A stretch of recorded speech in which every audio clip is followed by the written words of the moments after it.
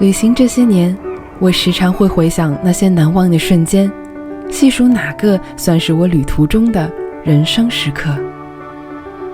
是在非洲大陆最南端看孤独的灯塔，感受森林给这里带来的生机与活力，还是从山头月下看瓜纳巴拉湾的沙滩与海岸，或是掠过上帝的肩头，欣赏里约独有的色彩。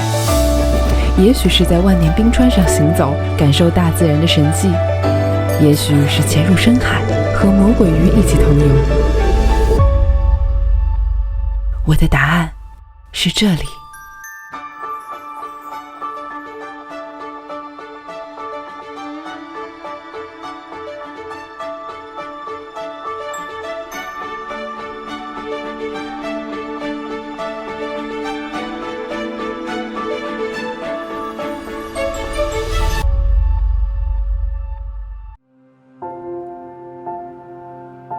那是一个刚下过雨的下午，阳光把如雾般的云层染成金色，再一丝一丝地洒在海面上。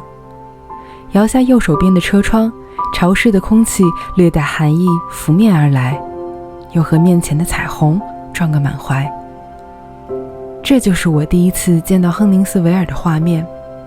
每次想起那个下午，那种宁静与美好都会让我感到治愈。我好像也体会到了人生时刻的含义。于是这个小镇的照片变成了客厅的壁画，电脑的屏保，陪伴温暖了5年的岁月。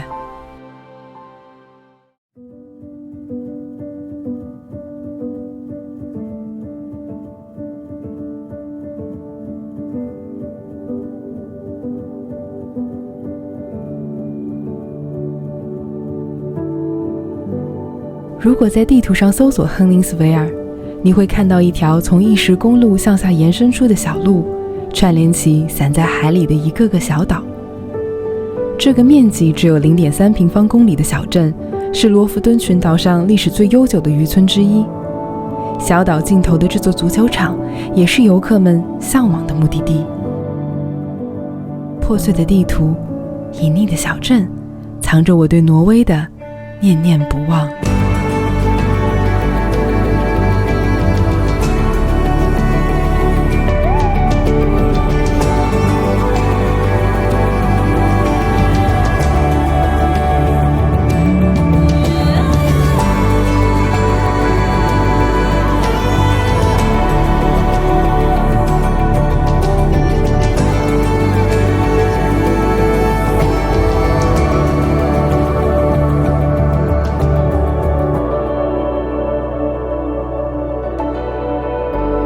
通往足球场的路，在冬季已经变成了另外的模样。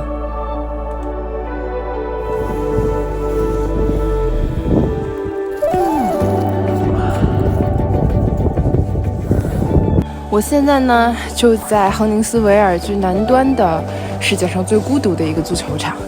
这里原来是一片绿茵场，但是到冬天的时候，由于积雪的覆盖，现在一整片都是白茫茫的，已经看不到足球场的痕迹。现在是早上10点45，但是北极圈的冬天就是这样，每天呢都像是刚日出或者是刚日落。远处那里就是亨宁斯维尔的灯塔。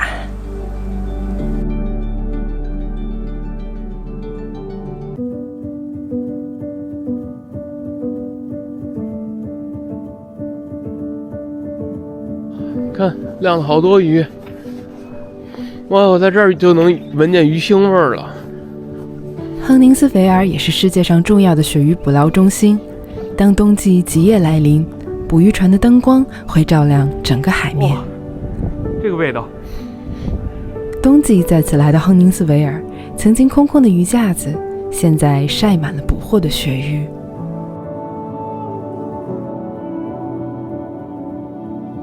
这个人口500左右的小镇，只有一条主街道，但却有许多如明信片一般令人驻足的地点。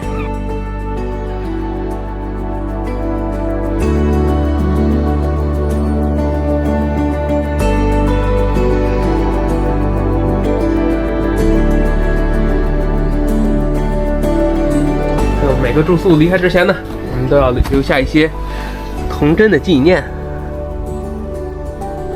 让他们冲向北方，看看今晚会不会出现北极光吧。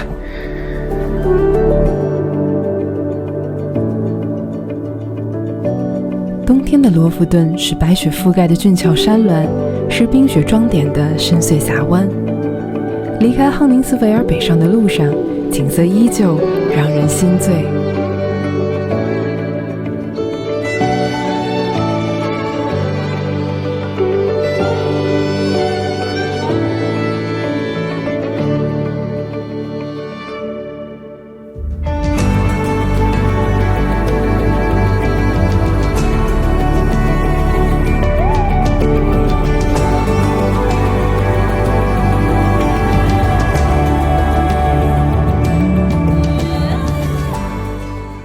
我的另一个人生时刻也属于2018年的挪威。秋天并不是极光高发的季节，然而当我们在黑夜中穿过隧道，遇到了在天际跳舞的欧若拉。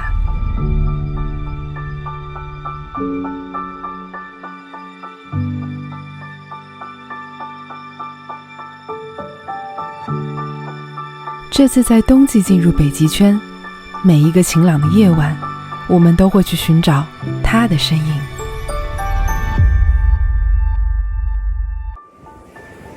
无人的海滩，狂吼的大风，还有变幻莫测的天气。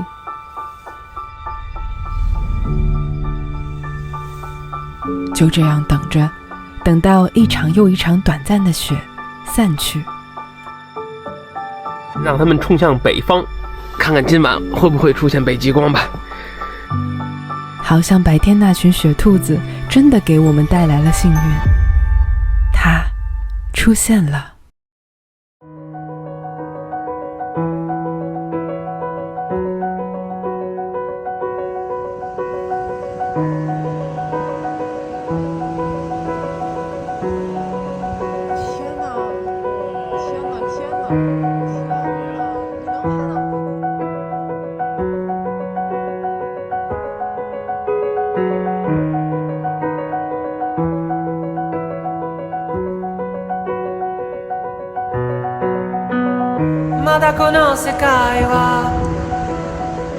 哇，这就是跳舞的感觉！哇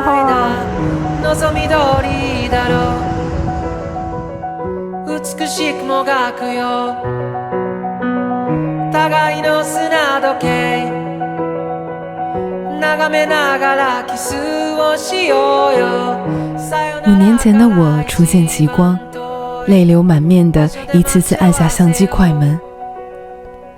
而此刻，极光下的山峦与海浪声，雪地与风声，将成为我的另一个人生时刻。